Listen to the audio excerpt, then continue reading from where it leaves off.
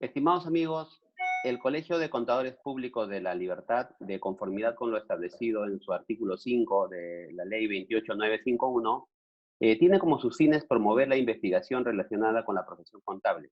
Es en este contexto que, en alianza con el Grupo de Investigación de Derecho Internacional Tributario, promovemos la investigación y la actualización permanente de nuestros agremiados.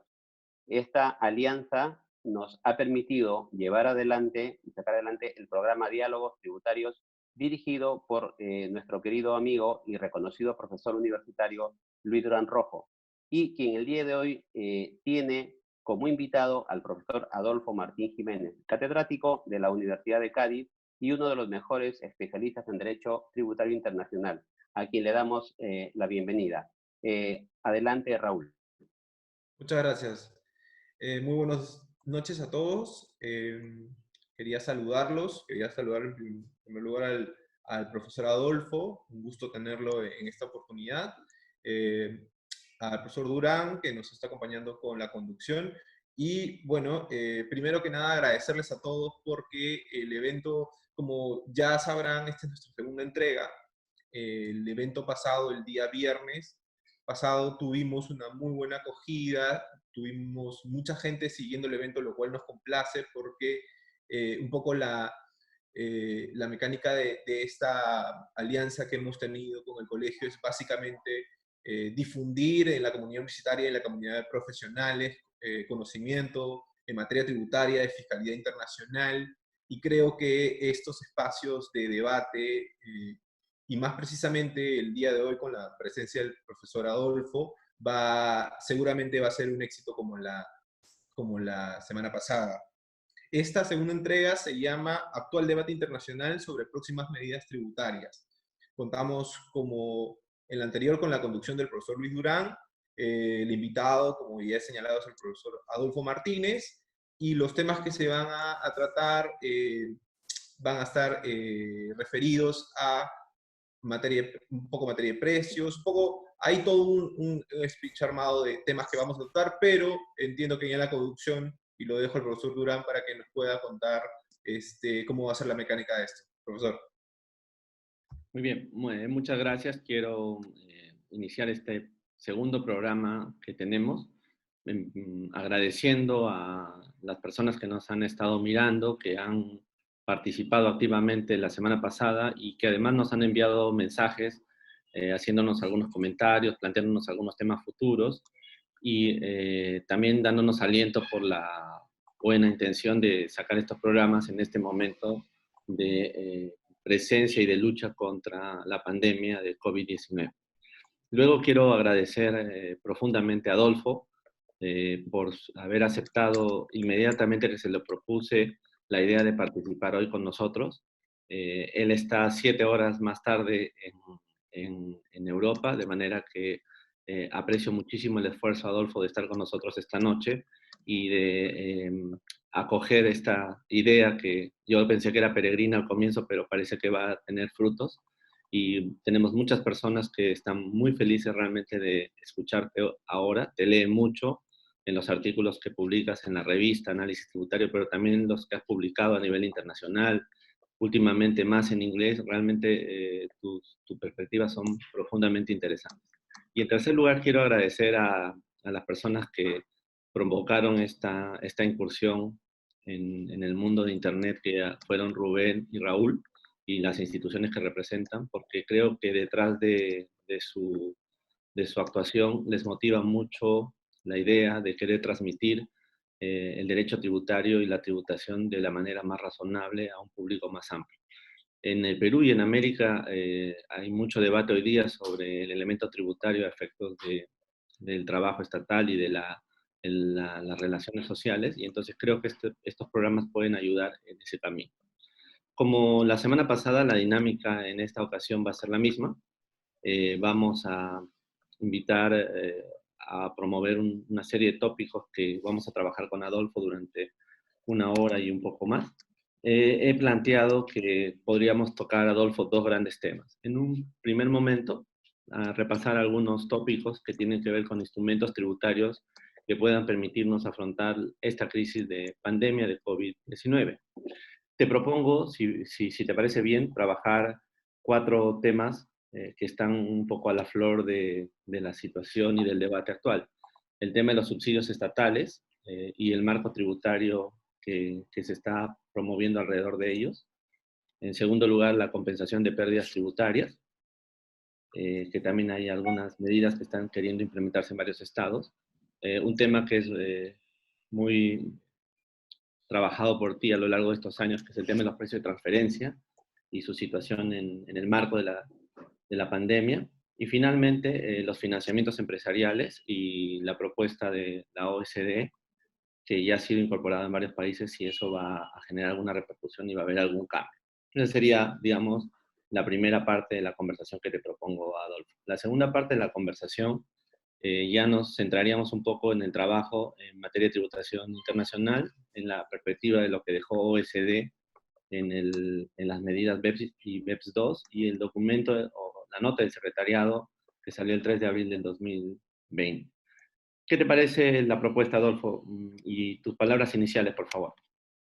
Bueno, en primer lugar, me gustaría saludarlos a todos y agradecer esta amable invitación. No solo es un placer hablar de temas tributarios, sino que lo es aún más hacerlo con buenos amigos y colegas como Luis Durán, como el resto de personas que nos acompañan. Por lo cual, muy agradecido siempre desde el confinamiento tener esta oportunidad de debatir sobre cuestiones profesionales es agradable, rompe la monotonía, ¿no?, en la que estamos inmersos y realmente me apeteció mucho desde el primer momento que lo propusiste. Con respecto al guión, perfecto, no sé si sabré contestar todas tus preguntas, pero bueno, estoy dispuesta a que me las hagas al menos.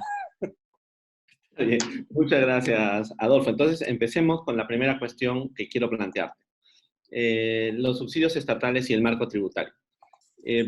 Más o menos entiendo yo, si es que estoy pauteando bien lo que está pasando en el mundo, es que va a haber un cambio, un giro en la economía mundial en el próximo tiempo. La pandemia, pero también las medidas que hemos tomado las sociedades de confinamiento y de lucha contra el virus nos han originado un problema de disminución de la economía, de ruptura de cadenas de producción y distribución, de cambio del tipo de trabajo, etcétera. Todo eso nos está llevando a que enfoquemos en que es el Estado el instrumento actual para promover que en el futuro, que no sabemos cómo va a ser, la economía pueda resurgir y avanzar. Entonces aquí ha surgido por todo el mundo una búsqueda de financiamiento estatal de las empresas, sea para que reactiven las economías nacionales, sea para evitar su quiebra, o sea para estimular su próximo proceso y circulación en las entidades comunitarias. Entonces, el tema de los subsidios me lleva a mí inmediatamente a hacer referencia a un tema que es el núcleo central en el concepto de esta materia en Europa, que es las ayudas de Estado, y dar vueltas un poco sobre este tema. Yo quería simplemente apuntarte que en el Perú los subsidios estatales no están gravados con el impuesto a la renta, ni para las personas naturales ni para las personas jurídicas. Y no están grabados en razón a que en el Perú se grava bajo el modelo, digamos, legislativo que tenemos, se señala que las operaciones con terceros están grabadas y el reglamento de la ley ha establecido que se entiende por operaciones con tercero aquellas con estos terceros con los que uno está en igualdad de condiciones. Por lo tanto, como el Estado al aplicar el subsidio realiza un acto de jus imperium, está fuera del ámbito de aplicación.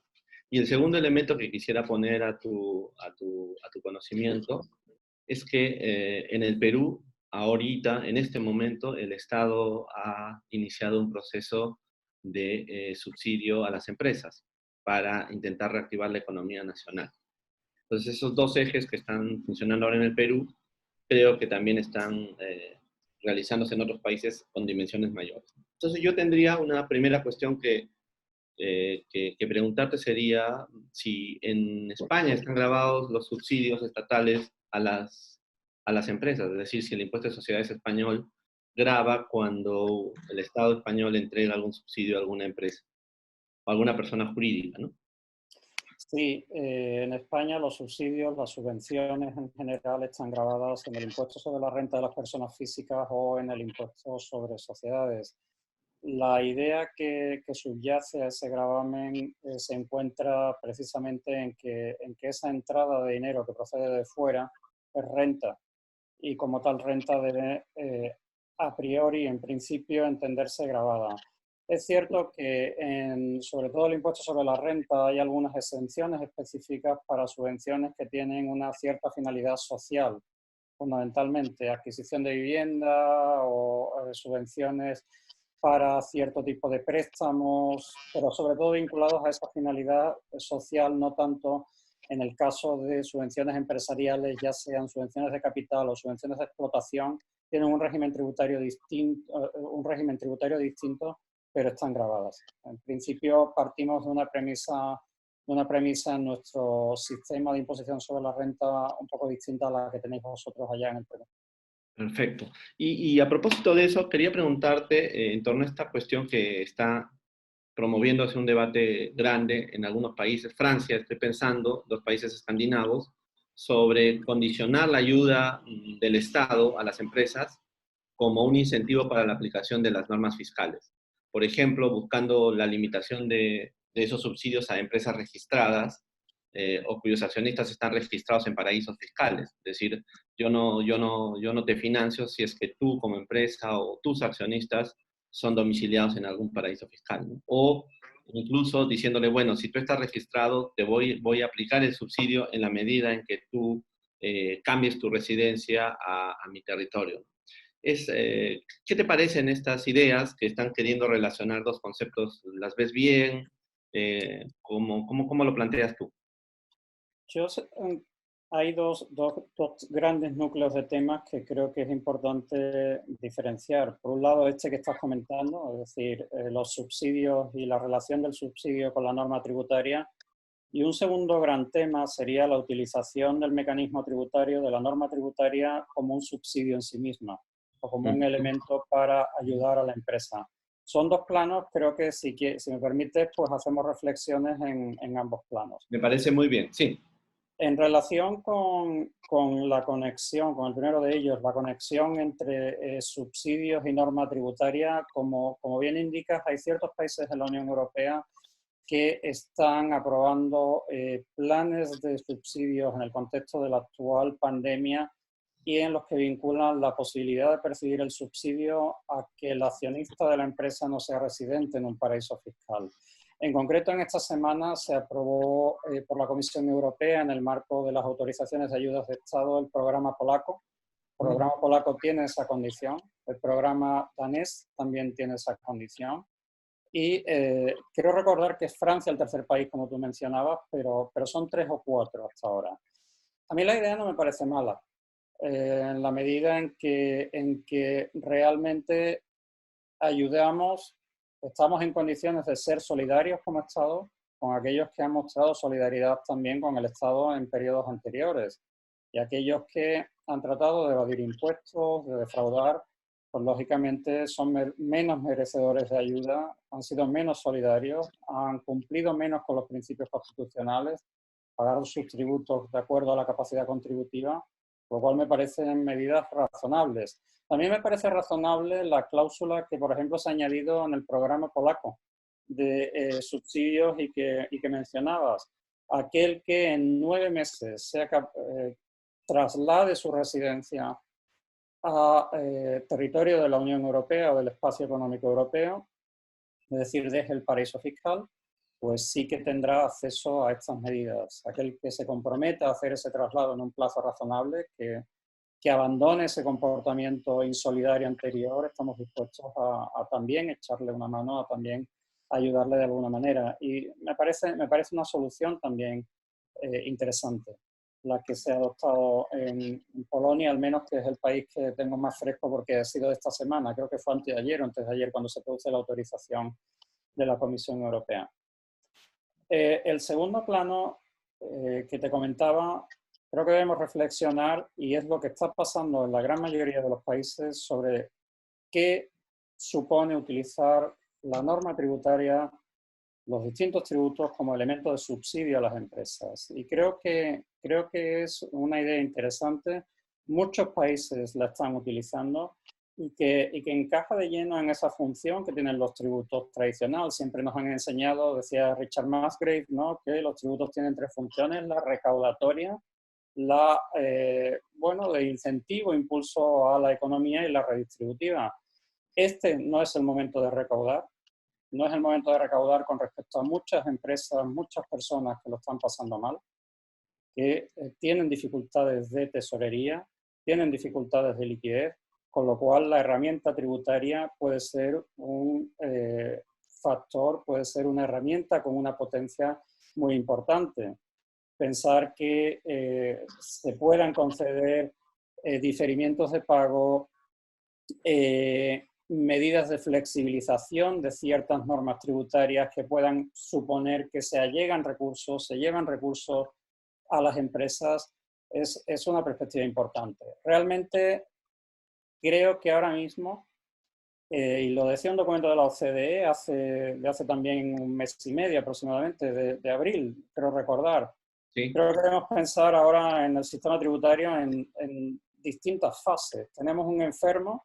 Ese enfermo hay que aplicarle un primer tratamiento, es decir, tenemos que dejar que tenga liquidez, que tenga dinero. Para eso no podemos hacer a ese enfermo que pague impuestos.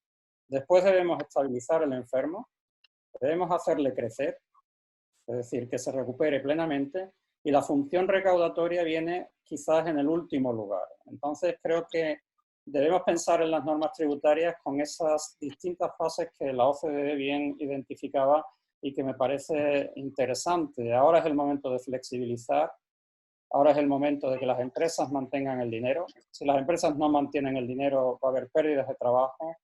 En definitiva, el Estado va a tener que ponerlo, por lo cual es el momento de que ellas tengan la liquidez. Después será el momento de incentivar la actividad económica. Ya pensaremos en incentivos fiscales también, porque también la norma tributaria tiene un efecto importante en ese momento, y el momento de recaudación pues, quizás debe venir en una fase posterior, ¿no? Es decir, quizás lo interesante de esta situación, si es que tiene algo, es que nos obliga a cambiar la perspectiva que tenemos de la norma tributaria. La norma tributaria tradicionalmente se piensa que es una herramienta de recaudación. Ahora más bien debe ser un elemento de subvención, de ayuda, para después pasar a su finalidad última, que es la recaudatoria, cuando la situación económica haya mejorado. En cualquier caso, debemos pensar que la mejor manera de que un país progrese es que tenga actividad económica. Ahora debemos ayudar a que esa actividad continúe, no se pierda, a que surja. Una vez que haya surgido, la norma puede volver a esa función recaudatoria que es la tradicional del sistema tributario. Mira, lo que vas planteando me pone en el tapete una siguiente pregunta. ¿Tú crees que justamente en este enfoque del momento de permitir la liquidez y estas fases a las que la OCDE refería y que tú has aludido, van a cambiar un poco la concepción en la Unión Europea sobre los límites a las ayudas de Estado? Porque justamente la Unión Europea ha construido una doctrina alrededor de tomar la evaluación sobre el elemento tributario para considerar una ayuda de Estado incorrecta, o no recuerdo bien el término, creo que es incompatible con la Unión, ¿no? Sí, si te parece, podemos hacer una pequeña introducción para aquellos que nos escuchen que no sepan exactamente a qué nos estamos refiriendo, y después vamos a la pregunta que me has hecho. Las normas de ayuda de Estado parten de una norma básica, es el artículo 107 del Tratado de Funcionamiento de la Unión Europea. Podemos decir que es la Constitución de la Unión Europea, casi, es decir, una norma de rango casi constitucional. Y esa norma lo que prohíbe son las ayudas estatales. Prohíbe las ayudas estatales que distorsionen la competencia. Tienen ciertas características, son las normas selectivas, normas que son ventajas, son selectivas, con fondos públicos y que distorsionan la competencia. Es decir, hay toda una serie de actuaciones estatales que están prohibidas de conformidad con ese artículo 107. La Comisión Europea puede autorizar ciertas ayudas que se consideren ilegales de conformidad con ese artículo 107 y tiene el poder de conceder a los Estados miembros la posibilidad de otorgar esas ayudas. Es decir, son ayudas que serían en principio contrarias al artículo 107, pero que la Comisión puede autorizar de conformidad con una serie de pautas y una serie de normas que la Comisión normalmente va a desarrollar. Creo que es fácil entender la filosofía detrás de esta norma si nos remitimos al ideario económico. Es cierto que tiene connotaciones políticas, pero vaya, es lo que tenemos. Es decir, tenemos esa herramienta y nos gustará o no nos gustará, pero es la que existe y es el límite legal que tenemos. Tratado de Roma parte de una filosofía netamente liberal. Netamente liberal en la que el mercado es el que tiene que asignar los recursos. Entonces, el Estado no debe incentivar actividades. El Estado solo debe intervenir allí donde hay fallos del mercado. Es decir, deben ser los operadores privados los que realmente realizan la actividad económica y el Estado no debe salvar empresas ineficientes, no debe promover empresas que distorsionen la competencia, sino que debe mantenerse al margen como ese Estado policía de la ideología liberal tradicional. En ese contexto, prácticamente desde el inicio del antiguo Tratado de Roma, desde que entra en vigor en el año 58, la Comisión ha venido desarrollando una política de prohibición de ayudas de Estado y también de excepciones a las ayudas de Estado. Es decir, básicamente hay una prohibición de subsidios y solo se autorizarán esos subsidios, esas subvenciones, cuando la Comisión así lo estime oportuno y dentro del marco legal que la Comisión establece. Eso ha afectado a las normas tributarias también. Los incentivos fiscales tradicionales, si le queremos dar un incentivo a las empresas que producen automóviles, pues eso está prohibido. ¿Por qué distorsionamos la competencia? Si se lo queremos dar a otro sector concreto de la economía productiva, exactamente igual. Ese límite, esa prohibición, se ha venido ensanchando cada vez más, de manera que incluso normas supuestamente generales caen dentro del ámbito de esa prohibición de subsidios. Es decir, cada vez se controlan más por la Comisión Europea. ¿Qué ocurre en la actual situación de crisis? En la actual situación de crisis, lo que vemos desde el principio, desde el inicio de la pandemia, es que las empresas no pueden sobrevivir sin la ayuda estatal. Por lo cual, claramente se produce un choque frontal entre lo que es la prohibición del artículo 107 del Tratado de Roma y lo que es, las medidas necesarias en el actual contexto, no motivado por la economía, sino por un factor externo como es el COVID-19. En ese contexto, todos los estados tienen que intervenir y tienen que intervenir con una dimensión que no se ha visto hasta ahora y con un alcance que no conocemos. Curiosamente, la Comisión Europea fue de las primeras instituciones en reaccionar a la actual situación. Y desde el principio estableció un marco temporal de excepción al artículo 107, con unas líneas definidas que ha ido perfeccionando a lo largo del mes de marzo y el mes de abril, y sistemáticamente ha ido autorizando los programas que los distintos Estados miembros le han ido notificando, hasta el punto de que, si no recuerdo mal, la primera autorización, inmediatamente después del inicio de la pandemia, Dinamarca me parece que se la manda un jueves, un viernes, y se la autorizan pues casi a lo largo del fin de semana, creo recordar. Es decir, la Comisión ha reaccionado muy rápido y ha reaccionado bien en general. Ha proporcionado un marco normativo que da confort a los estados, ha establecido también a su vez un campo de juego, es decir, qué ayudas podían autorizarse, qué ayudas no podían autorizarse, con qué límites, y creo que en ese sentido las ayudas de Estado ahora mismo no son un problema. Ni para conceder subsidios en sentido clásico, es decir, desembolsos de dinero desde el Estado a las empresas, ni tampoco para conceder ayudas estrictamente tributarias, es decir, diferimientos de impuestos, medidas excepcionales para ciertos grupos a través de incentivos fiscales, incluso dentro del marco temporal, desde el principio se prevén ayudas especiales para fomentar actividades vinculadas al COVID-19, es decir, a búsqueda de vacunas, actividades de investigación, test, etcétera, etcétera. Es decir, creo que la Comisión ha reaccionado bien. Es cierto que en Europa teníamos un marco mucho más estricto que el que teníais en el resto del mundo. En el resto del mundo no tenéis esas prohibiciones de subsidios que nosotros tenemos y que afectan a nuestras empresas, pero no creo a día de hoy que ese marco rígido haya supuesto ningún problema, gracias en gran parte a la buena actuación desarrollada por la Comisión Europea en este campo. Mira, a propósito de tu intervención anterior, me ha provocado hacerte una pregunta en torno a un tema que hoy está muy en debate en el Perú y en América Latina, y me imagino que en Europa también. Es el famoso impuesto a las grandes fortunas, ¿no? Porque tú comentabas un poco de que en el tema de las empresas es el momento de apoyar su no, digamos, debilitamiento y su no salida del mercado, ¿no? Pero ¿tienes alguna opinión ya formada, así muy brevemente, sobre esta discusión en torno al impuesto a las grandes fortunas, más allá de la cuestión recaudatoria en términos de si es eficiente o no es eficiente? No sé qué, si tienes alguna, si te apetece comentar alguna cosilla sobre eso. Sí, claro. Ciertamente es una tendencia. Esta mañana en algunos periódicos españoles precisamente aparecía la noticia de que forma parte de la coalición de gobierno. No sé exactamente si es de la coalición en sí misma o de alguno de los partidos de la coalición, porque que quieren impulsar el impuesto a las grandes fortunas.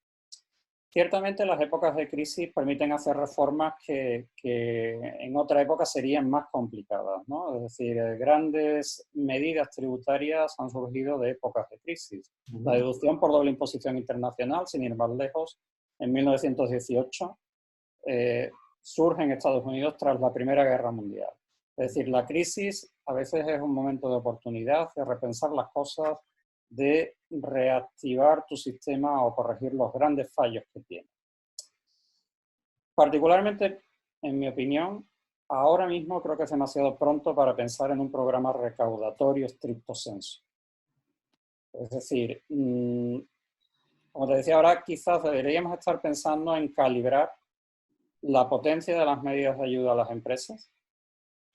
Y por calibrar quiero decir, hay empresas que ahora necesitan ayuda, otras no necesitan ayuda, es decir, hay otras que están obteniendo beneficios extraordinarios en esta situación y los están obteniendo porque no han parado en su actividad se ha visto reforzada porque, por ejemplo, no quiero poner nombres, pero todos conocemos distribuidores que nos llevan el producto a casa y pequeñas tiendas de barrio, es decir, no solo multinacionales, pequeñas tiendas del barrio de aquí al lado, en las que yo voy a comprar el pan, voy a comprar el pescado, voy a comprar la carne, y tienen una actividad económica mucho más importante de la que tenían hace unos meses, porque con esta situación no vamos a la gran superficie, que está más lejos, sino que nos quedamos en zonas cercanas. Es decir, hay quien necesita el apoyo, pero hay también quien no necesita el apoyo y si se lo damos a lo mejor es injustificado. Entonces, ahora quizás deberíamos estar calibrando un poquito esas medidas. Entiendo que la situación de los distintos países no es la misma. Es decir, hay países que no tienen esa posibilidad de medir el impacto de las medidas, de hacer el traje a medida, no la camisa estándar, pret-à-porter, ¿no? Entonces, cada país, en la medida de sus fuerzas, debe calibrar. La fase de recaudación, como decía, creo que es la última. Primero incentivemos la actividad económica, después pensemos en qué impuestos queremos. Podemos ir pensando en ellos, pero probablemente si introducimos nuevos impuestos ahora de manera inmediata, me da la impresión de que igual nos podemos equivocar, nos podemos llevar sorpresas, porque la precipitación nunca lleva a tomar buenas decisiones.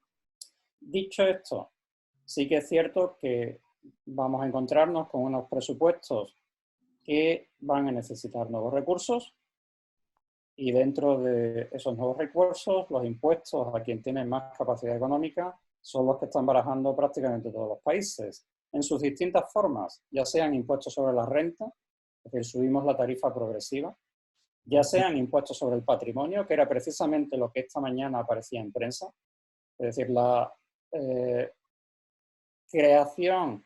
En España tradicionalmente existía el impuesto sobre el patrimonio, luego tuvo una vida bastante azarosa y bastante controvertida por diversas razones que no vienen ahora al caso, pero la propuesta ahora es revitalicemos ese impuesto sobre el patrimonio con un nombre distinto, el impuesto sobre las grandes fortunas.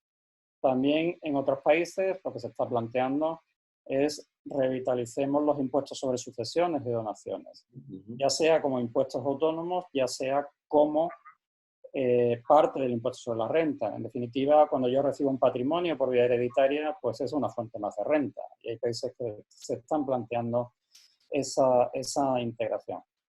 Al mismo tiempo, me gustaría introducir una nota de reflexión. No sé cuál ha sido la situación del Perú, pero aquí en España ha habido grandes fortunas, en concreto hay una de ellas, Amancio Ortega, el propietario del Grupo Zara, que ha puesto prácticamente todos sus medios a disposición del Estado.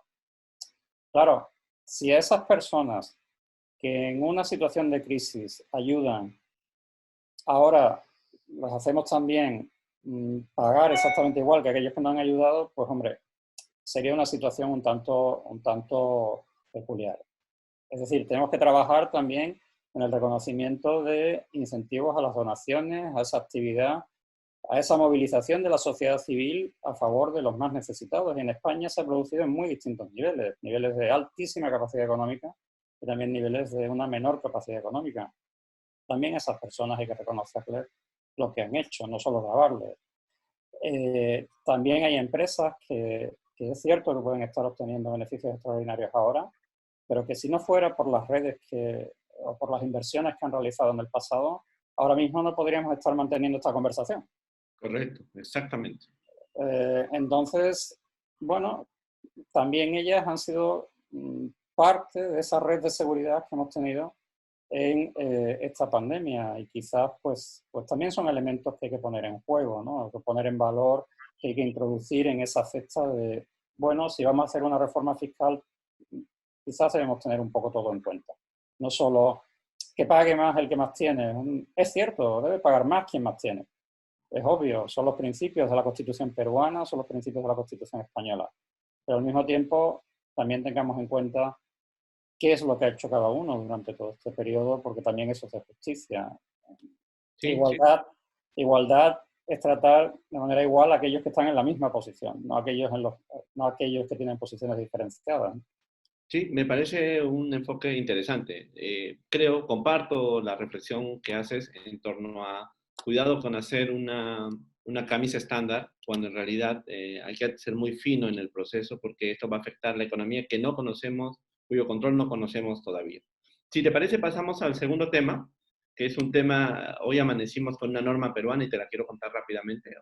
En el próximo lunes, o sea, este lunes que viene, va a vencer una delegación de facultades que el Congreso de la República le ha dado al Poder Ejecutivo en el Perú para afrontar algunas medidas iniciales contra la pandemia, ¿no?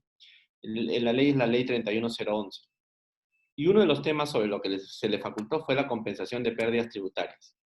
Y el día de hoy ha salido el decreto legislativo 1481, que extiende el plazo de uno de nuestros sistemas de compensación. Te cuento un poco cómo son los sistemas de compensación en la regla general. Nosotros hemos decidido dos sistemas de compensación.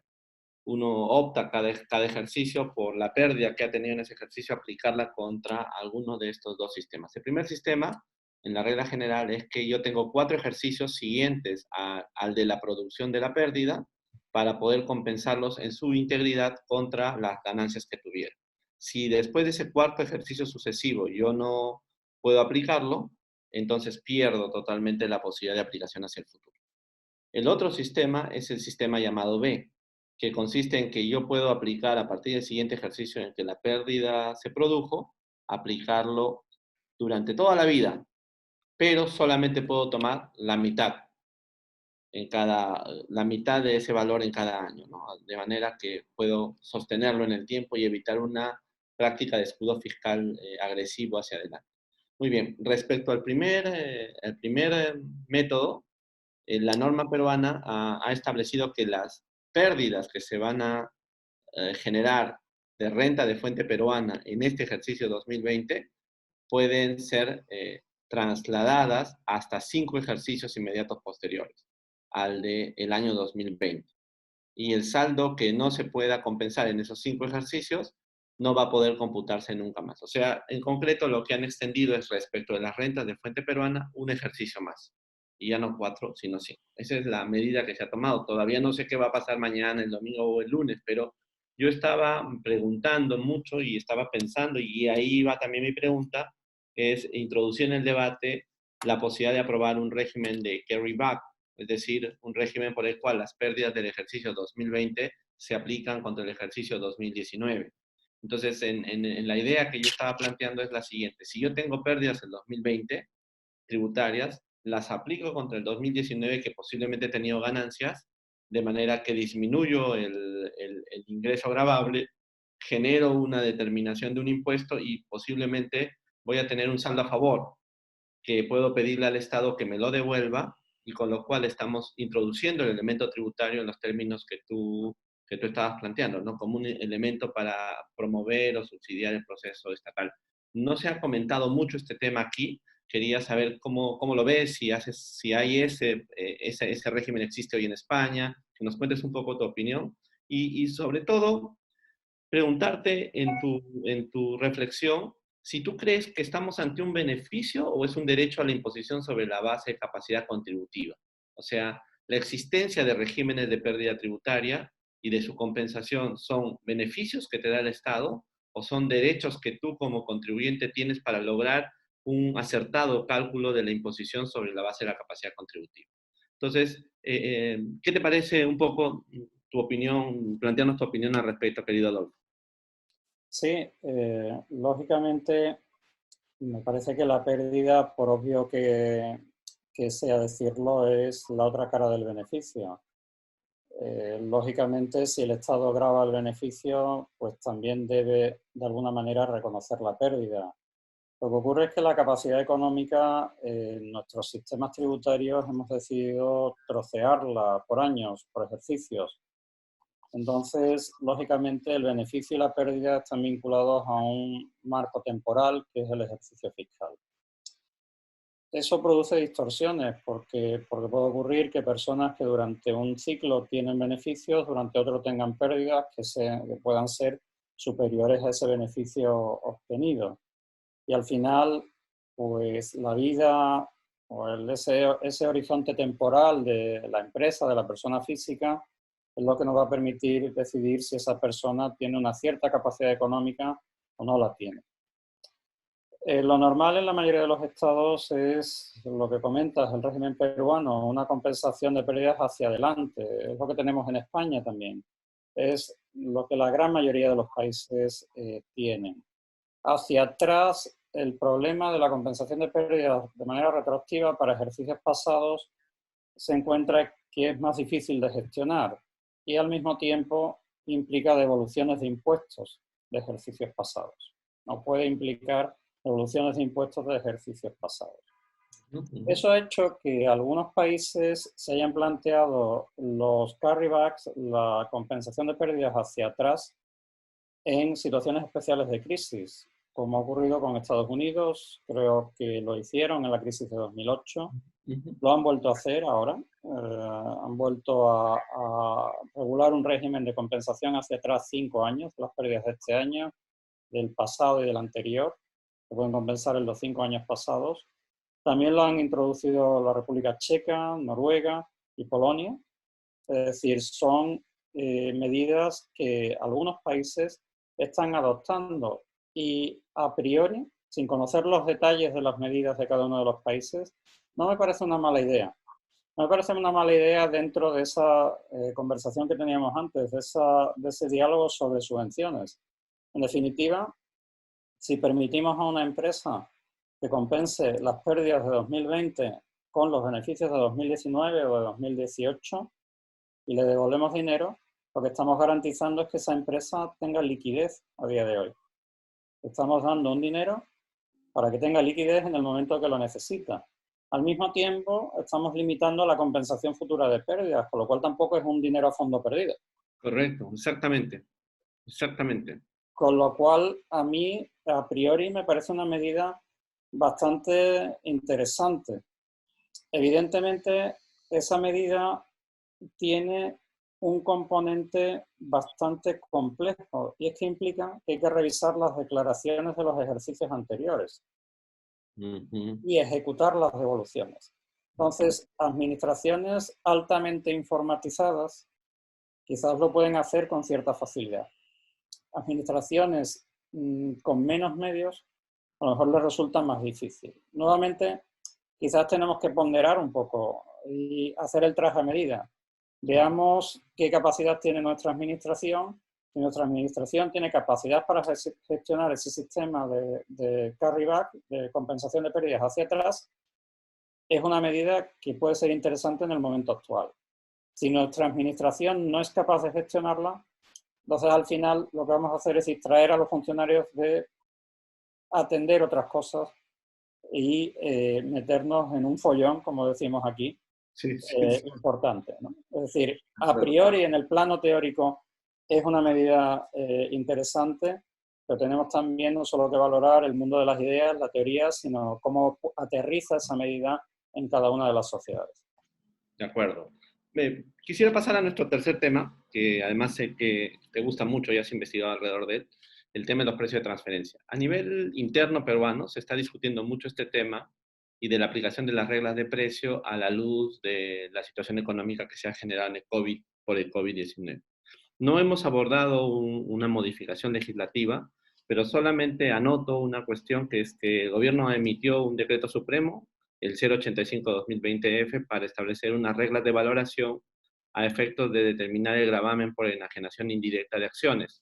Nosotros tenemos un régimen por el cual si una empresa no domiciliada enajena acciones de otra empresa no domiciliada que a su vez controla una empresa domiciliada, en ese caso va a estar gravado con el impuesto peruano. Entonces, aquí se introdujo para efectos de determinar si algo está grabado y luego para determinar el valor de la acción, se introdujo un método que ya la ley había previsto, pero no se había reglamentado, que es el régimen de valor de flujo de caja descontado.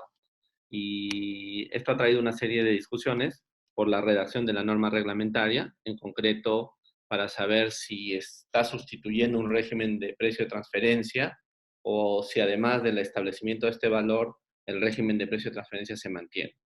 Yo en una reunión el día de ayer conversaba sobre esta determinación del valor de flujo de caja descontado y le notaba una serie de problemas de parámetros, ¿no? Pero solamente lo quería plantear a efectos, no tanto para que te metas en esta cuestión tan concreta con nosotros, sino para el público que nos está siguiendo atentamente. Pero hay dos cuestiones que me gustaría que tú abordaras, ¿no? Primero, en el mundo empresarial estamos discutiendo esto en dos sentidos, ¿no? Cómo establecer o completar protocolos que permitan sustentar o probar la variabilidad de los precios y por lo tanto la determinación del precio de transferencia de hoy cuando vengan las fiscalizaciones de la Administración Tributaria en los próximos años, ¿no? Y luego algunas personas y empresas y sobre todo auditoras están empezando a proponer pensar las políticas de las empresas en materia de precios para afectar o para tratar de soltar un poco el tema de la liquidez. Yo no sé cómo estás viendo tú este tema en este marco, qué plantearías al respecto, qué reflexión te suscita este asunto. Bueno, la verdad es que podríamos hablar mucho sobre esta cuestión, es decir, nos daría para no solo la hora entera, yo creo prácticamente, sino para varios programas. Varios capítulos. Sí, varios capítulos. Por abordar los dos temas que planteas, empezamos primero cómo establecer protocolos, después, si queréis, pasamos a las consideraciones más políticas en materia de precios. Por favor. Y en materia de precios y esas consideraciones políticas, yo lo dividiría en varios subtemas. Para la empresa me has planteado, pero también para los gobiernos y al mismo tiempo para la OCDE, ¿no? Es decir, yo creo que tiene distintos matices dependiendo de cuál es el jugador con respecto al que nos planteamos cuáles van a ser las consecuencias. Respecto a las empresas, evidentemente estamos en un año extraño. Estamos en un año extraño en el que las bases de datos que se utilizan normalmente a efectos de búsqueda de comparables van a ser de poca utilidad. La situación económica de 2020 no es la de 2019, ni es la de 2018, ni probablemente será la de 2021, ni la de 2022, suponiendo que, y espero, que estemos mejor en esa época. Eso nos lleva a que desde el primer momento hay que ser cuidadoso con qué es lo que se hace y por qué se hace. Y como bien indicas, hay que documentarlo. En definitiva, creo que también es importante que no perdamos de vista que la idea del principio de imposición a precios de mercado, esa idea de que una empresa controlada en un grupo de sociedades debe comportarse como un tercero independiente, pues nos da un poquito la pauta de qué es lo que hay que hacer. ¿Qué está pasando en el mercado a día de hoy? Pues a día de hoy está pasando que hay que renegociar deuda, hay que renegociarla con los bancos, Exactamente. hay que renegociar contratos, y hay que renegociarlos pues, con tu arrendador, si tienes una oficina, un edificio arrendado, hay que renegociarlos con los proveedores. Hay situaciones excepcionales, a lo mejor alguien te iba a vender algo y se ha quedado bloqueado en un sitio, no puede entregarlo.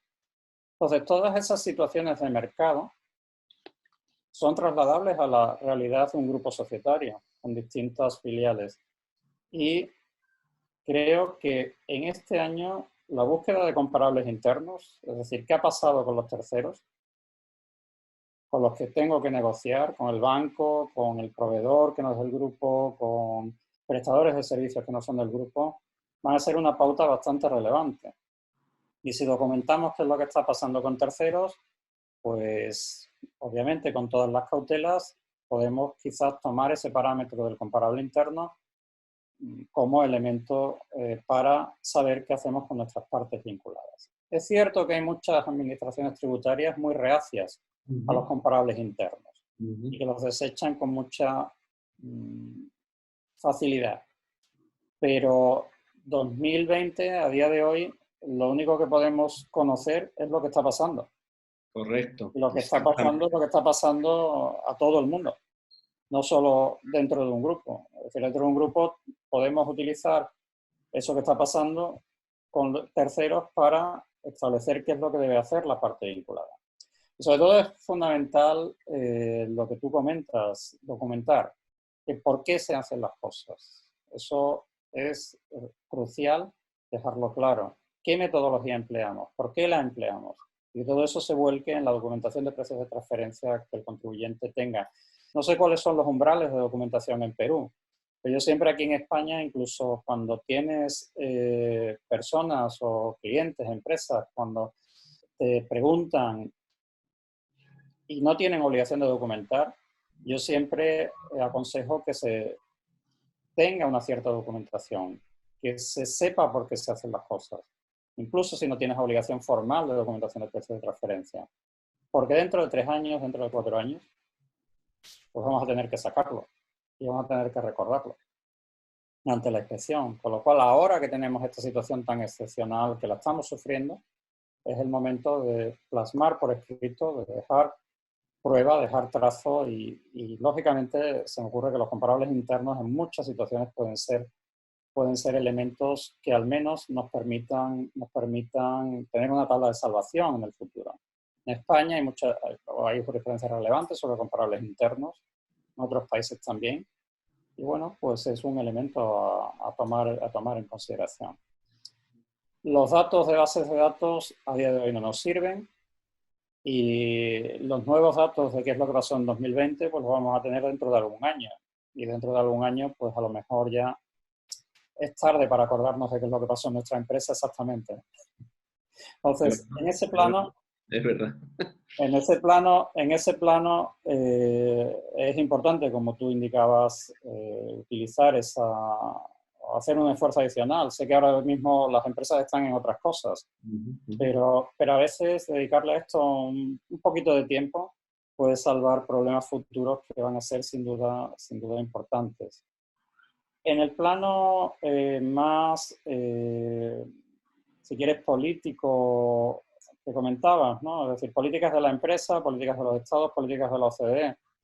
La propia OCDE reconocía, creo que era esta semana, Pascal Santamaría decía que a finales de año esperan emitir un documento sobre precios de transferencia en la situación de COVID-19. Es decir, que probablemente la OCDE dará unas pautas, están trabajando en ello. Los pobres están desbordados, creo, ¿no? Tienen muchos frentes abiertos, lo cual la cuestión de precios pues parece ser que la van a tratar, pero el documento no saldrá hasta dentro de unos meses. En materia de estados, la verdad es que sí, se pueden producir situaciones un tanto paradójicas. Sabéis, creo que lo conocéis, porque entre otras cosas algún estado en Latinoamérica nos ha copiado, que España ha tenido una política de precios de transferencia un tanto agresiva con multinacionales, ¿no? La teoría del establecimiento permanente español, se dice, ¿no? Que lleva a atribuir muchos beneficios o más beneficios de los habituales con políticas más ortodoxas de precios a las filiales de grupos multinacionales en España. Es decir, la administración española ha sido un poco agresiva en ese plano, heterodoxa.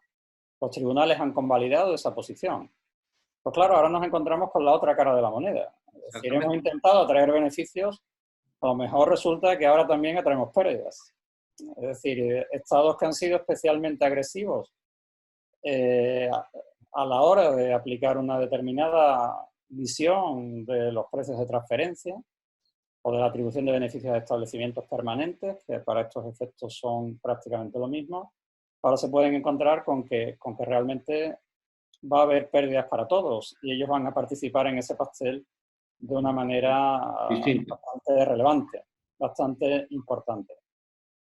Al mismo tiempo, se producen también, y esto afecta a ese plano estatal, pero afecta también al plano empresarial, una serie de paradojas.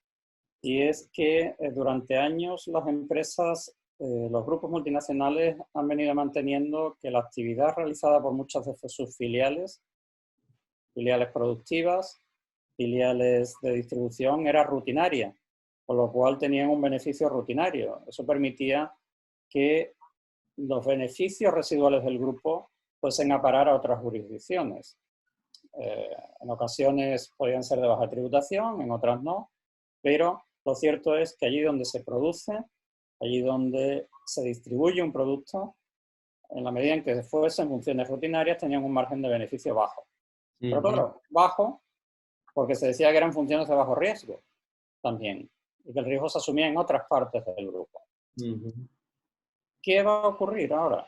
Pues que las funciones de bajo riesgo o de riesgos mínimos suelen tener un margen estable de beneficios. Con lo cual, muchos grupos que se han encontrado en esa situación atribuyen un margen escaso a filiales o establecimientos permanentes en determinados países porque son de bajo valor, servicios de bajo valor, porque son actividades rutinarias que no son las que me dan el beneficio de mi grupo empresarial. Y si tuvo el beneficio empresarial en otro sitio, ahora se van a ver en la situación contraria. Si me atribuyen beneficios donde estoy fabricando o distribuyendo, pero estoy en una situación global de pérdidas, lo que voy a tener que intentar es que me reconozcan también que estoy en situación global de pérdidas. Nos podemos encontrar la paradoja de que haya administraciones que digan, no, esto es una actividad de bajo riesgo. Y así me la han presentado, en la documentación de precios de transferencia. Tienes razón. Con lo cual puede ser un problema. También ha ocurrido que hay administraciones que han sido agresivas en ese sentido y en actividades que generaban pérdidas las han convertido en rutinarias y que generan un beneficio. Eso provoca que determinadas empresas que ahora están sufriendo pérdidas reales en todas las partes del grupo se vean ya, es decir, yo eso no lo he visto no ya en situaciones como la del COVID, sino que vienen de ejercicios pasados, se vean luchando porque las pérdidas se les reconozcan en determinadas jurisdicciones. Y esa situación se va a incrementar a partir de ahora. Es decir, va a haber administraciones que digan, no, el riesgo aquí no estaba, estaba en otro sitio, lo cual atribuyo beneficios, o al menos no me atribuyo todas las pérdidas. Correcto. Es decir, me da la impresión de que nos vamos a ver en un horizonte en el que va a haber pérdidas no compensables en ningún sitio. Y las empresas se van a ver en esa problemática.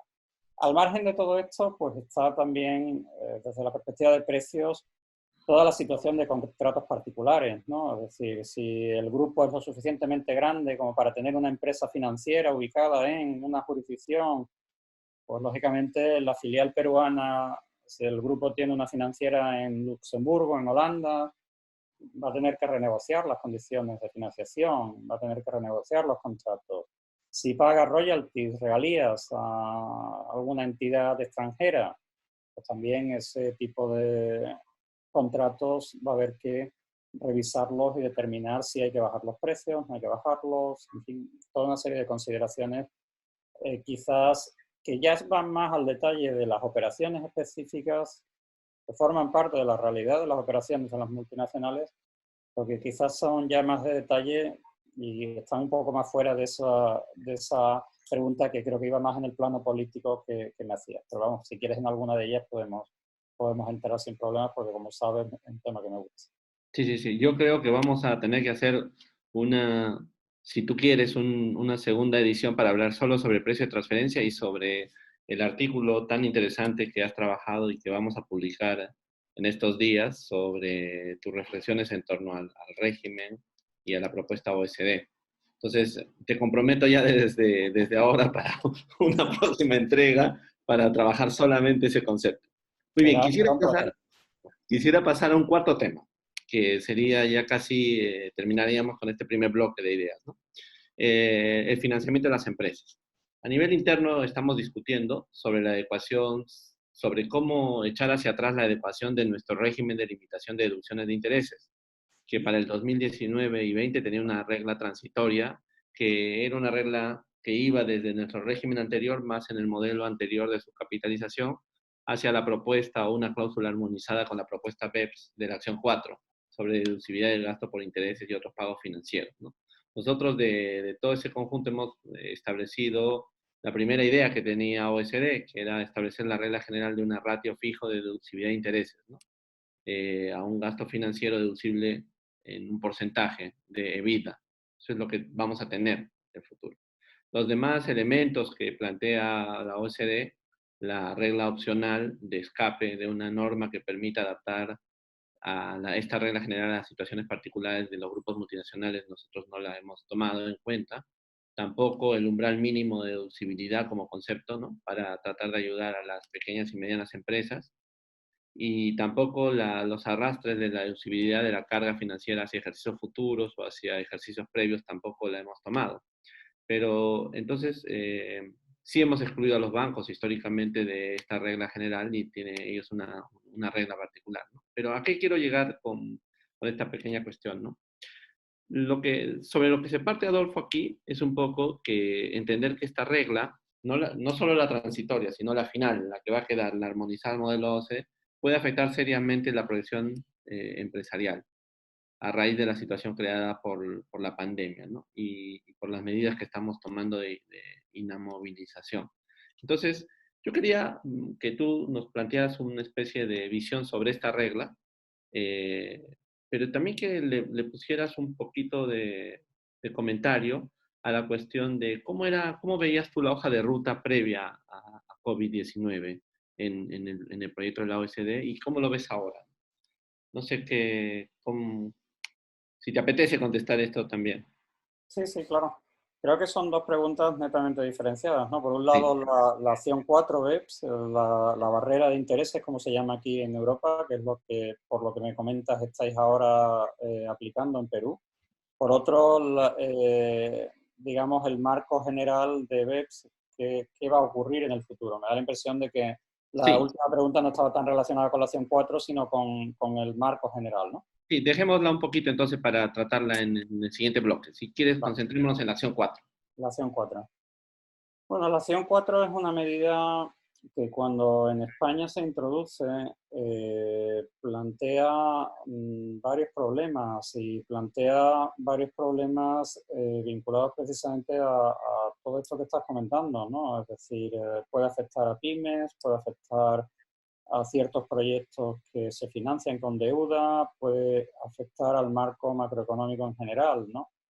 Entonces, es una medida problemática y por lo que me estás comentando, en Perú habéis optado por la opción más rígida, ¿no? Es decir, habéis optado por una opción que no admite modulaciones en atención a las situaciones especiales que pueden existir. La barrera de intereses está, lo que trata, es decir, es una norma cuya finalidad es que el beneficio de una empresa no quede reducido a cero y no pague impuestos sobre sociedades. Correcto. Pero claro, al mismo tiempo es una medida que puede tener un efecto contraproducente sobre la propia empresa y la propia medida de la capacidad económica. ¿Qué ocurre si la empresa está en pérdidas operativas? Probablemente esta medida no se aplique en este caso, al menos en algunos estados no se aplica si hay pérdidas operativas. Pero claro, cuando empieza a salir de esas pérdidas operativas, a lo mejor lo está haciendo esa empresa con financiación externa. Y eso no implica que esté en beneficios en sí misma, sino implica que empieza a tener una situación un poquito mejor, el enfermo ya está estabilizado, ya está saliendo de la unidad de cuidados intensivos, y si no le permitimos deducir los intereses que tiene además que pagar a un banco, a un tercero, es decir, no es una parte vinculada, le estamos haciendo tributar por el impuesto sobre sociedades. Es decir, es una medida que en España cuando se concibe, cuando se introduce, se busca dos finalidades. Una, evitar los problemas que la anterior norma de subcapitalización planteaba, de discriminación. Era contraria a los convenios, era contraria al derecho de la Unión, se trata de superar esa idea. Pero al mismo tiempo pretende ensanchar la base imponible del impuesto sobre sociedades limitando las deducciones de intereses. Claro, eso afecta a muchos grupos de empresas y a muchos proyectos que operan sobre la base de financiación externa. Pues esa medida, a mi juicio, en esta situación concreta y en la situación de muchos países como Perú o muchos otros en vías de desarrollo, creo que es una medida que no favorece la actividad productiva y que debería repensarse. O si no se quiere repensar, porque al menos está introducida, creo que la acción 4, y al margen de la acción 4 también hay otras iniciativas, se debe modular su efecto. Se debe excluir cierto grupo de empresas, pymes, por ejemplo, pequeñas y medianas empresas, por ejemplo, ciertos sectores donde hay financiación externa por parte de partes no vinculadas, por fondos de capital riesgo, por fondos de inversión, por, en definitiva, un tercero que mete dinero en ese proyecto para hacerlo rentable y que a lo mejor no decide no meterlo precisamente porque el pago del impuesto sobre sociedades, motivado por esta medida, provoca una distorsión y hace que la actividad no despegue. En la época de crisis se decía que este tipo de medidas a quien no favorece es a la empresa que comienza la actividad. Exactamente. Son medidas contrarias a quien comienza, no solo son contraproducentes para las pymes. Entonces, creo que esta situación en la que un buen grupo, la mayoría de la economía va a estar en pérdidas, en la que la mayoría de la economía acude a financiación externa, ya sea del Estado, ya sea de bancos, quizás debería flexibilizarse y modularse. Insisto, la OCDE da herramientas, una es la del grupo que tú comentabas, pero también se pueden crear ciertas excepciones por sectores, como estamos comentando. Sí, está bien. Solamente para comentarte que en el Perú tenemos, o sea, respecto a la propuesta OECD, nosotros no hemos creado reglas específicas para sectores, ¿no? Para modular, como tú estás planteando. Pero sí tenemos un umbral mínimo para MIPES, digamos, ¿no? Que es 2.500 UITs. Y luego, sí recordar que tenemos un régimen transitorio 2019-20, donde hemos extendido la vieja regla de subcapitalización que había en América Latina, de un porcentaje sobre el patrimonio para partes vinculadas, lo hemos extendido ahora a todo el financiamiento durante estos 2 años, 2019 y 2020. O sea, la regla ya no se aplica solamente con mis préstamos con partes vinculadas, sino todo tipo de financiamiento. Y luego para el 2021 ya vamos a aplicar una regla armonizada con la OECD, como te decía, con el punto principal de la relación con el EBITDA, y con este límite. Ahí no se aplica el límite a los bancos, mejor dicho, los bancos no entran dentro de este sistema y tampoco las asociaciones público-privadas, que sería el tercer caso. Muy bien, entonces si te parece... Pero una sí, pregunta, Lucho, es decir, no entran los bancos, entiendo que por sí mismos, no el préstamo que concede un banco a una empresa. No, claro, o sea, sí, los financiamientos del propio banco, exactamente, tal cual. Claro. Sí. Con lo cual es importante, porque al final la empresa que acude al banco, a la institución No, y así, financiera, tiene ese límite de todas las maneras. Sí, sí, sí. Normalmente los consejos que se han venido desarrollando desde distintas instituciones, y en alguna de ellas tú sabes que yo he participado a países más en vías de desarrollo, es una medida demasiado compleja para aplicar y que produce distorsiones, con lo cual creo que hay que pensarla muy bien y repensarla. Luego tiene otro efecto, y quizás en Perú se da menos porque Perú tiene menos convenios de doble imposición, pero en otros países que tienen una red de convenios de doble imposición mínimamente desarrollada, lo que produce esa medida es el desplazamiento de los intereses hacia los royalties o las regalías. Es decir, no puedo deducir mi base imponible en el grupo multinacional con intereses, pues lo hago vía servicios o lo hago vía regalías, con lo cual tampoco es una medida tan eficaz para luchar contra la planificación de grupos. Es cierto que los intereses es la manera más fácil, doy un préstamo, pero hay otros instrumentos quizás más flexibles y que reconozcan más la capacidad económica de las empresas que en definitiva no están en esa dinámica de planificación fiscal internacional, ¿no? Las empresas internas a las que se le impone un límite que está pensado realmente para grupos multinacionales. Sí, y si te he seguido un poco, también podría ser incluso contraproducente, ¿no? En el marco de los convenios, porque si estoy sustituyendo en el grupo multinacional un servicio de préstamo, perdón, un préstamo y un servicio de deuda por sacar las actividades y realizarlas fuera del territorio del Estado, con lo cual estoy también quitándole un nivel productivo a ese Estado. No sé si Bueno, también tiene eso. O sea, si en mi planificación de grupo ya no te presto para que tú lo hagas, sino yo lo hago desde fuera, entonces en algún sentido estás deslocalizando la producción, ¿no? bueno, lo que te quiero decir es que antes, no, sin llegar ni siquiera a deslocalizar la producción, ¿no? Pero antes lo más fácil para reducir la base imponible de una filial era le doy un préstamo, Sí, claro. ¿no? Es decir, con estas medidas estás limitando que le des el préstamo, pero puedo erosionar esa base imponible De también otra forma. de otras maneras. ¿Y Sí, cuáles son esas maneras? Digo que le presto unos servicios que, bueno, pues pueden ser dudosos, es decir, sustituyo el préstamo por unos supuestos servicios o lo sustituyo por royalties, por el pago de regalías. Entonces, no hace falta tampoco llevarse la actividad afuera. Tengo otros mecanismos, es verdad que pueden ser ilegales, que puedes luchar contra ellos con otras técnicas, pero vaya, es decir, creo que no eliminas esos otros mecanismos alternativos. Lo que estás haciendo es llevas una planificación fácil que se hacía antes hacia otras maneras de hacer actividades con efecto similar. Sí, correcto. Sí, Eso es lo que... entiendo perfectamente. Sí, sí, correcto. Está bien. Pasemos entonces al segundo bloque. Y ahí yo tengo dos ideas o dos cuestiones que conversar contigo. La primera, que ya has ido adelantando que este parecer no es tan cierto, o no por lo menos en materia de precios y en alguna otra materia, pero pareciera que hay un alto en las actividades de OECD en relación al seguimiento de sus medidas de BEPS y BEPS 2, lo cual es natural, ¿no? Ocurre la pandemia y todo se reorganiza, pero y ahí va mi pedido de reflexión para que nos cuentes cómo ves tú BEPS 2 especialmente. O sea, ¿qué sientes que está haciendo la OECD o empieza a hacer o hacia dónde va a enfocar o lo va a parar, esperar un poco un tiempo mejor en un año? ¿Cómo planteas tú el seguimiento que va a hacer la OECD de estos temas, ¿no? Ese sería mi primer pedido de reflexión.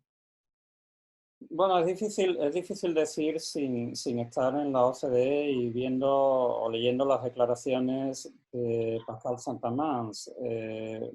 Las declaraciones que se hacen desde la OCDE es que no va a haber retraso, que realmente los trabajos en BEPS 2, en la acción 1 realmente de BEPS 1, es decir, en la de la economía digital, van a continuar y se espera alcanzar un consenso internacional a final de año y que se empiece a ejecutar. Realmente creo que es una visión optimista. Él evidentemente conoce su institución mejor que yo, evidentemente, que no la conozco. ¿No? Pero es obvio que hay una cuestión, si quieres, de limitación de recursos, no solo en la OCDE, sino en los estados. Es decir, la OCDE probablemente ha tenido que asumir una serie de acciones inesperadas. Lo están haciendo y lo están haciendo bien. Y creo que están haciendo herramientas que pueden ayudar a todos los estados. Eso implica, la OCDE tiene recursos limitados también. Con lo cual, recursos probablemente que antes estaban dedicados a un proyecto difícil como es BEPS-2, ahora tiene que dedicarse a otras cosas. Probablemente eso ya de por sí traerá retraso. Los distintos estados ahora mismo están pendientes de otras cuestiones. Es decir, las administraciones tributarias de muchos países en el Inclusive Framework de la OCDE están pensando en las medidas internas para luchar contra el COVID. Entonces, tampoco le pueden prestar a estas cuestiones la misma atención que en condiciones normales. Al mismo tiempo también, ciertos países, ciertos grupos se están pronunciando sobre que no estamos en la coyuntura para hacer una reforma radical del sistema. En Estados Unidos hay posiciones muy claras en ese respecto. Igualmente, parece que en el Inclusive Framework hay una cierta grieta que antes no existía, o antes nunca ha existido ese consenso, me da la impresión, un consenso. Pero ahora la grieta se está abriendo más. Hay países que claramente quieren ensanchar el pilar 1, hay otros que lo quieren reducir. En ese contexto es complicado saber qué es lo que pasa. Y con respecto al pilar 2 es enormemente complejo. Es una norma enormemente compleja y en Estados Unidos ha habido que retocarla como consecuencia de COVID. Supongo que eso también influirá en cómo se desarrolla en el contexto de la OCDE. Al mismo tiempo, habrá que ver qué ocurre con distintos países. India hace, por recordar que ha sido con efectos 1 de abril, ha ampliado su Equalization Levy, que antes solo se aplicaba a los casos de anuncios digitales. Sí. Ahora parece que se aplica a todo tipo de transacciones electrónicas de venta de bienes y servicios. Y es una noticia que leí esta semana. No he tenido tiempo de mirar el alcance de la medida.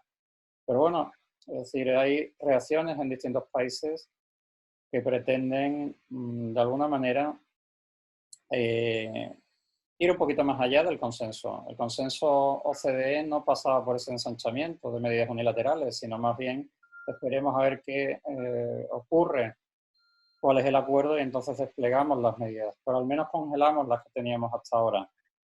Entonces, me da la impresión de que va a ser complicado. Al mismo tiempo, complicado alcanzar un consenso sobre el pilar 1. El pilar 2 también, porque además es una medida compleja. Al mismo tiempo, sobre el pilar 1,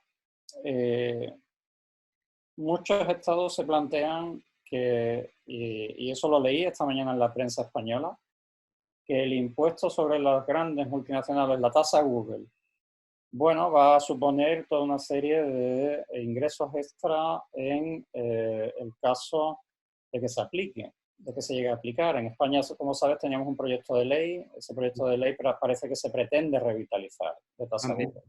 Pero claro, en el actual contexto, perdonad, no sé. No te preocupes. Perdonad. Es que tengo el móvil conectado con el ordenador y suena en el ordenador también. A pesar de que a mí me pasa lo mismo, sí. Lo que os comentaba, en el actual contexto internacional, uno de los problemas que se plantea es medidas unilaterales. Pensamos que esas medidas unilaterales nos van a llevar a ingresos extra que son muy necesarios en el proceso de recuperación. Sin embargo, en el modelo que la OCDE había presentado, cantidades A, B y C, claro, también las pérdidas podían venir a los distintos estados. Con lo cual, ojo con lo que queremos, porque a lo mejor, si lo que queremos es el modelo OCDE, nos podemos convertir en partícipes de las pérdidas. Exactamente, no los ingresos. exactamente. Con lo cual, nuevamente, volvemos a lo mismo. Creo que hay que repensar qué es lo que se hace antes de hacerlo, porque después puede suponer un problema. Al mismo tiempo, las tasas Google, como las ha pensado España, como las ha pensado muchos países, creo que Brasil también ha introducido, por hablar de un ejemplo en Latinoamérica, recientemente plantean serios problemas de compatibilidad con los convenios de doble imposición que tenemos. Y aquellos grupos multinacionales que se vean afectados por esas medidas unilaterales, en muchos casos van a llevarlas a recursos jurisdiccionales. Con lo cual, antes de aprobar una medida unilateral, debemos pensar cuál va a ser el efecto de esa medida. Esa ecuación que hay en muchos países, ¿realmente apoyamos la medida unilateral, la aprobamos y tenemos ingresos extra? Es un poco el cuento de la lechera, en mi opinión. Ni van a ser tantos ingresos, a lo mejor nos encontramos con que hay una gran litigiosidad en torno a la medida, y si optamos por el modelo de la OCDE, pues a lo mejor también somos partícipes de pérdidas, o no cobraremos o no tendremos ingresos hasta dentro de unos años.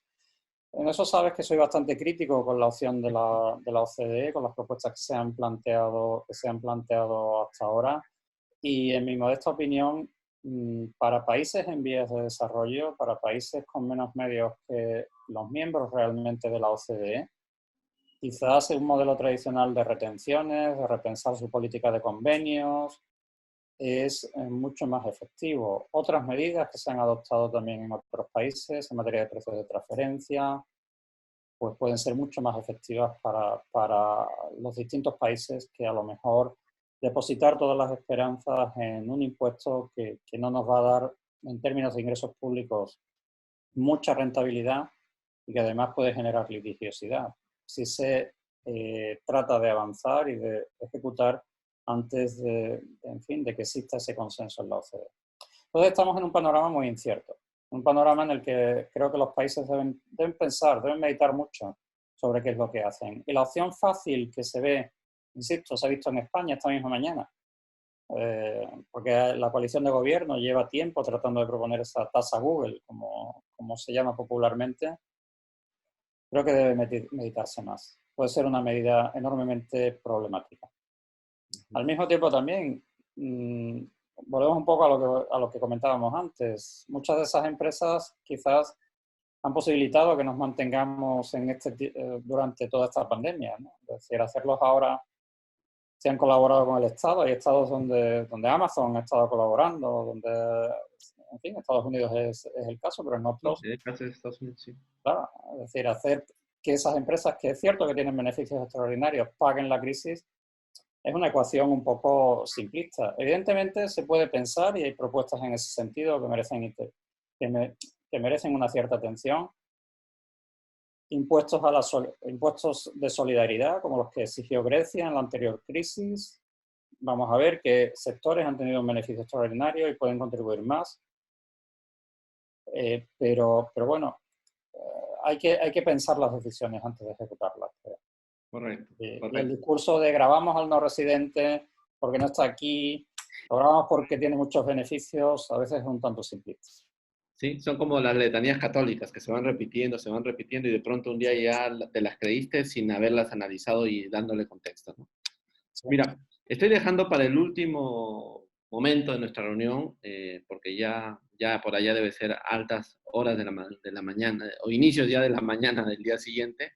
Estaba dejando para el final la conversación en torno a la nota que publicó el secretariado de la OECD sobre el análisis de los tratados y su impacto a propósito de la crisis del COVID-19, ¿no? Del 3 de abril de este año. Entonces, a mí le he leído y me ha suscitado algunos comentarios que me gustaría que tú, al hilo de lo que te lo voy comentando, tus reacciones, ¿no? La primera cosa es, si tenemos claro, la nota plantea cómo algunas reglas que conforman el marco de fiscalidad internacional, tanto doméstico y convencional, creo que también incluye las reglas internas, resultan afectadas como consecuencia de circunstancias excepcionales, ¿no? De COVID-19.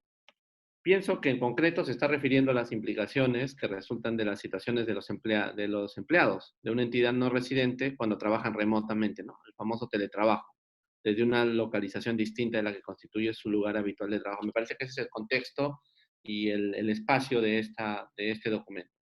La primera cuestión que me ha llamado a mí la atención es que sea el secretariado y no sea el comité, ¿no es cierto?, el encargado de todo este tema. Y me parece recordar que es la segunda vez, o por lo menos es la segunda vez que mi cabeza fija en torno al secretariado, porque si te acuerdas, el año pasado el secretariado también emitió un documento cuando estamos hablando justamente de estas tasas, de la tasa GUL, ¿no? Para que, planteando esta idea de la atribución de los beneficios y la recaudación en un solo estado, ¿no? Que no sé en qué ha acabado ese documento, pero me llama la atención este activismo de secretariado, si tiene que ver con simplemente las circunstancias o tiene que ver con alguna otra cuestión que tú de repente que estás más cerca allí, por lo menos territorialmente, la OSD, puedas tener una lectura que a mí se me escapa.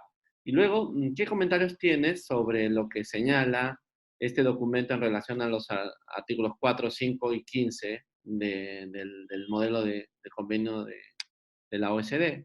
Y finalmente, ¿qué piensas sobre las recomendaciones dirigidas a las autoridades fiscales, ¿no?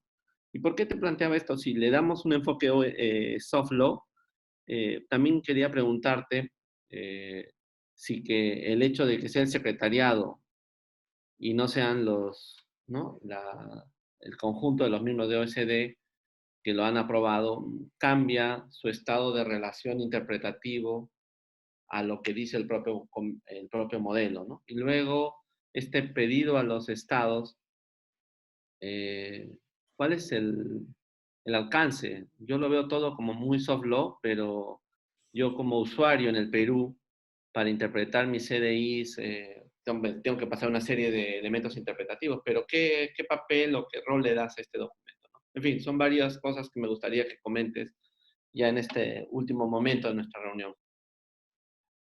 Mm, Yo no le atribuiría en el caso de este documento especial importancia al hecho de que sea el secretariado. Quizás en el anterior que mencionabas, en el contexto de la discusión sobre BEPS 2, el que fuera un documento del secretariado implicaba que había que buscar un consenso que era inexistente.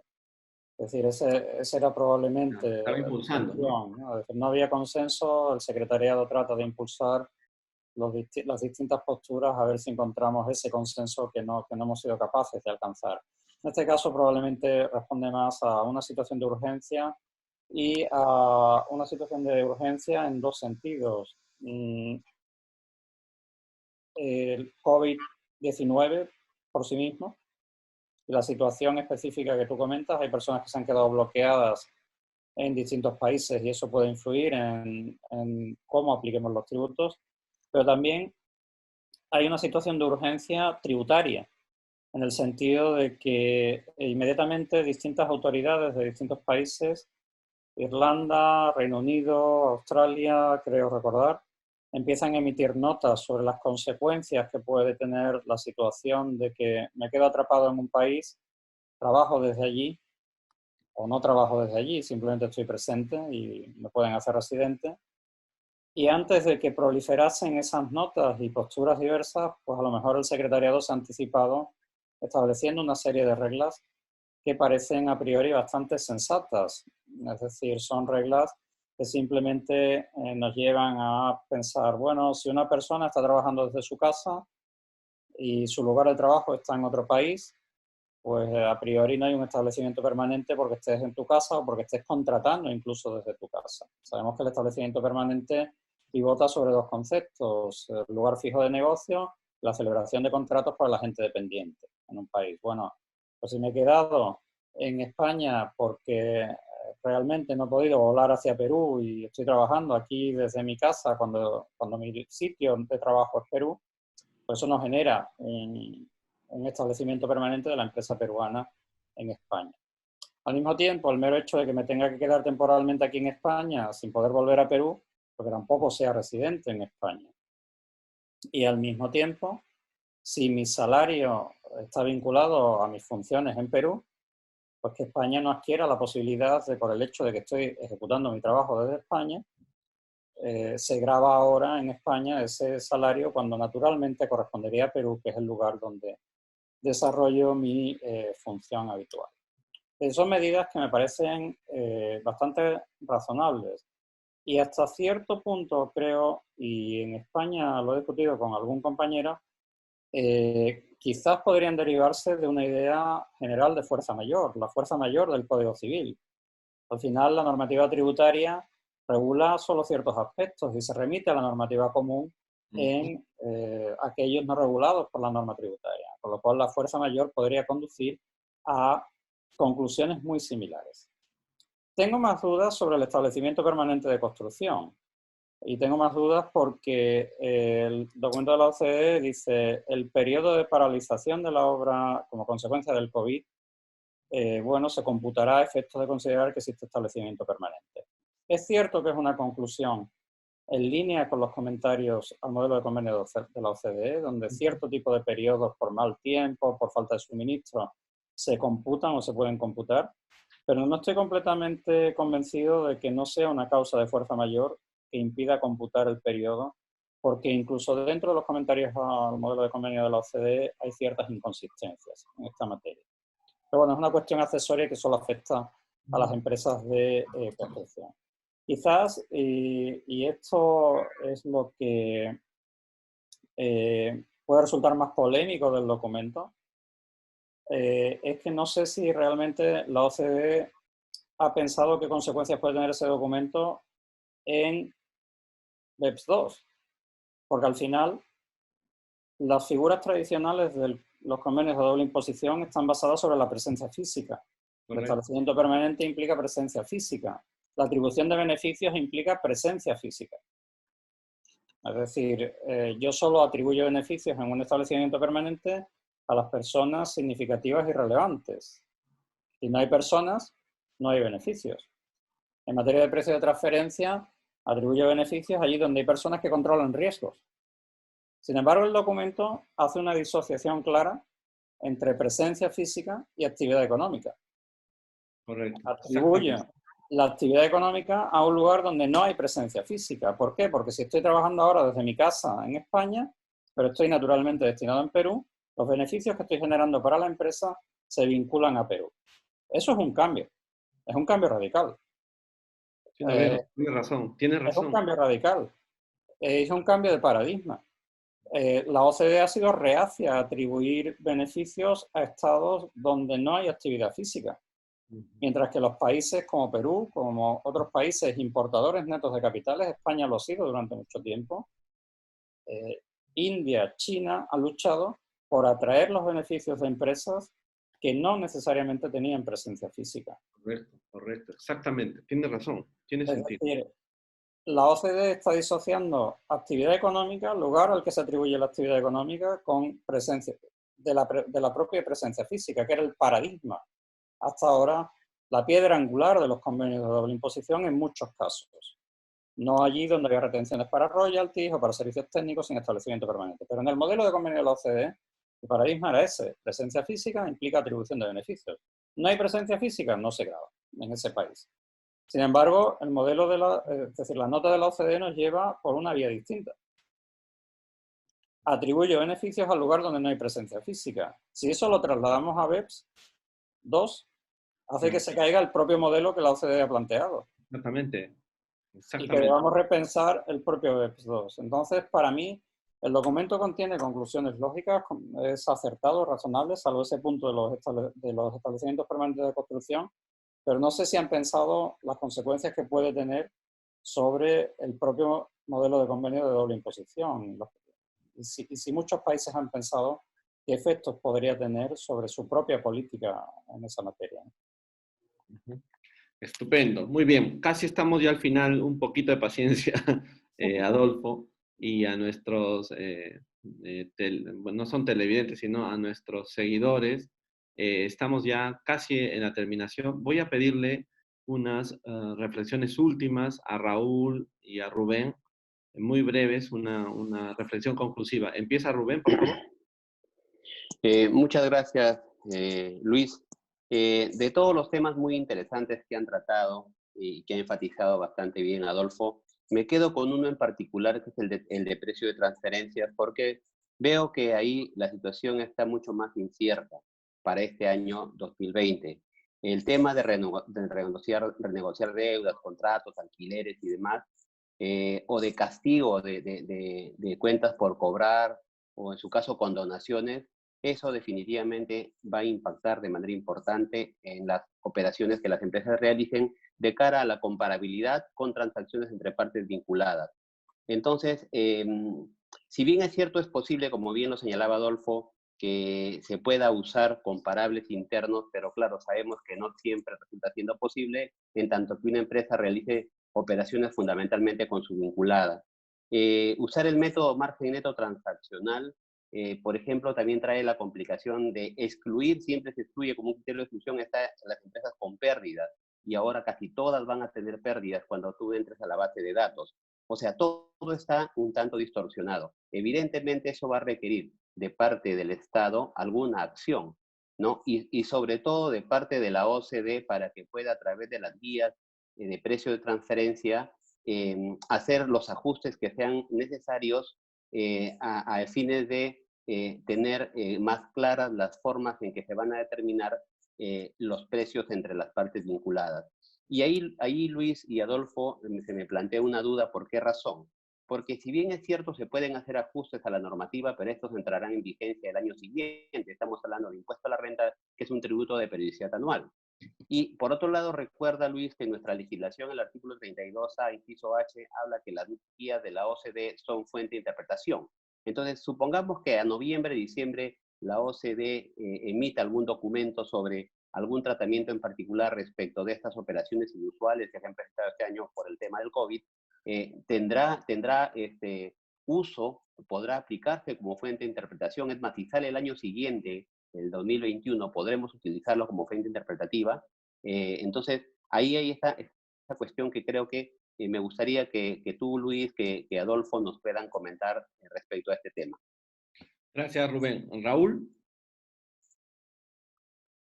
Raúl. ¿Qué tal? Muchas gracias, Luis. Comentar, agradecerle al profesor Martín, al profesor Adolfo, que ha tocado unos temas que me parecen muy interesantes. Quería solo puntualizar en algunos.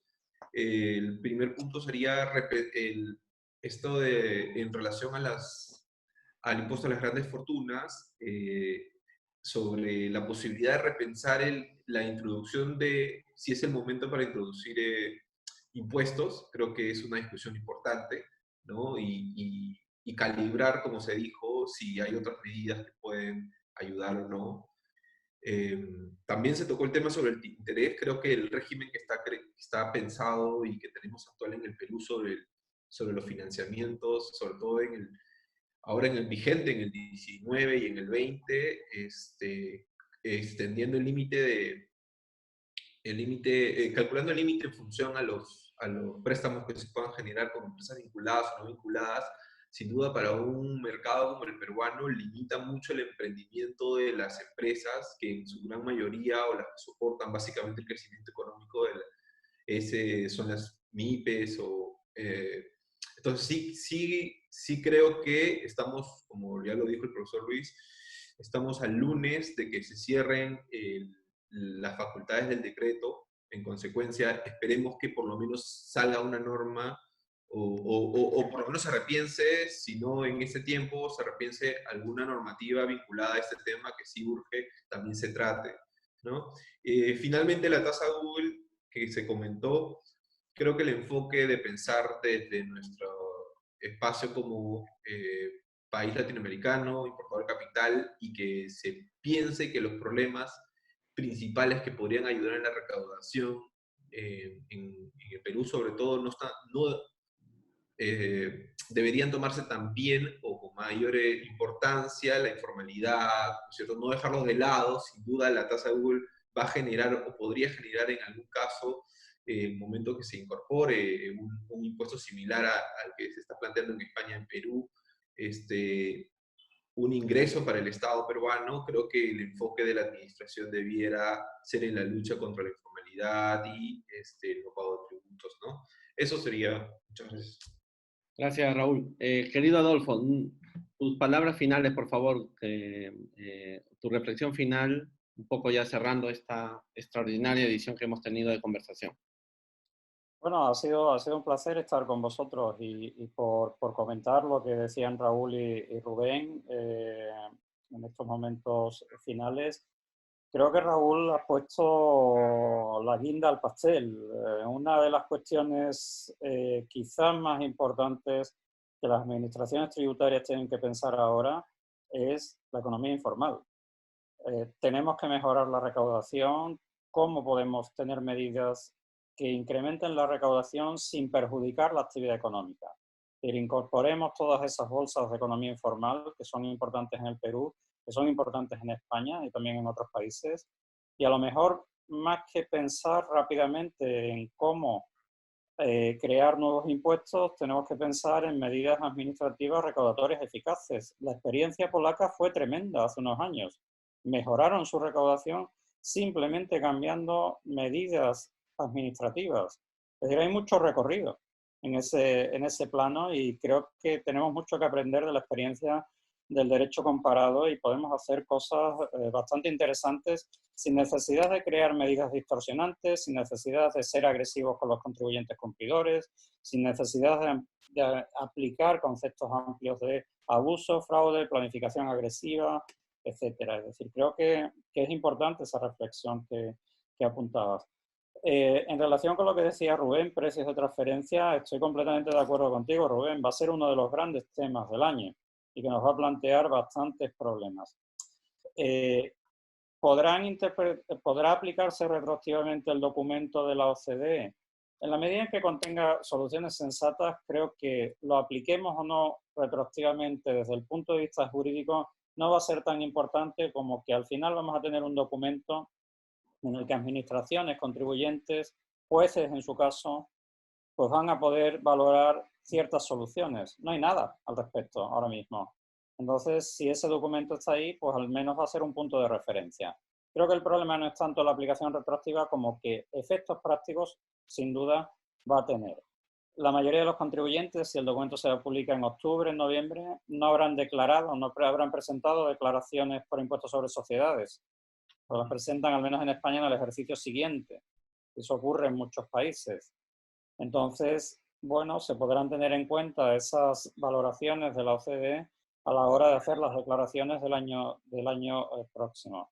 Y luego, simplemente, si me permites un apunte, y sé que en algunas administraciones latinoamericanas se dice que realmente el TNM, el método del margen neto transaccional, no se puede aplicar en los casos de pérdidas. Las directrices de la OCDE te dicen que hay que prestar atención a los casos de pérdidas, pero no que no se puede aplicar.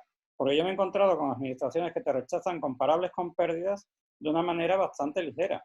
Y me lo he encontrado en algún país latinoamericano en concreto. Entonces, cuidado con la aplicación del TNM, que puede ser un método en ocasiones relevante y podemos incluso valorarlo, valorar comparables que están en pérdidas. Es decir, no, el TNM no implica exclusión de los comparables de pérdidas, implica ojo con los comparables con pérdidas. Son dos matices o es un matiz distinto. Y lo que tendremos que hacer es aplicar las directrices de la OCDE sobre bueno, ese método y las situaciones de pérdidas que, insisto, tienen matices relevantes que quizás los profesionales de precios de transferencia podéis también utilizar. Gracias. Yo tomo nota de las últimas reflexiones de Rubén para pensar en esa siguiente reunión donde podemos abordar un poco el tema ya de qué hacer con los precios de transferencia y las cuestiones, pero comparto tu tesis. Bueno, toda historia tiene siempre un final. Estamos llegando al final de este programa. Yo quiero, en primer lugar, Adolfo, agradecer mucho tu participación. A mí, y estoy seguro que a los que nos han estado siguiendo y nos van a ver luego, les debe haber entusiasmado profundamente estas reflexiones que has hecho. Son de muy alto nivel, como siempre, y además a mí por lo menos me ha dejado pensando en una agenda a varios niveles, ¿no? A nivel de las empresas, de la aplicación, a nivel de la interpretación por parte de los estados, pero también de la política pública tributaria y cómo plantearla ahora. Muchas gracias, amigos. Sé que es tardísimo, ya casi en otro momento, y que tú tienes un deber importante que hacer ahora. Gracias por tu participación. Rubén y Raúl, muchas gracias. Y a ustedes, televidentes, solamente quería comentarles dos cosas muy breves. La primera es contarles que parte de esta actividad se hace con un perfil de investigación previo que realizan los miembros del grupo de investigación. En la reunión anterior estuvieron ayudándome en las investigaciones previas Jeff Rivero y Fran García, que son dos alumnos de la universidad muy aplicados y dedicados a esta materia. Y para esta reunión nos han ayudado Raúl Vázquez, que está aquí con nosotros, y Milway Tupayachi, que es un estudioso de los temas de BEPS 1 y BEPS 2. Quiero también agradecerles a ellos y comprometer a los demás miembros del foro, digamos, a que nos manden sus preguntas, sus comentarios, lo que quieran para nuestro siguiente programa. Dicho esto, entonces, muchas gracias por su participación y nos vemos el próximo viernes a las 9 de la noche. Gracias.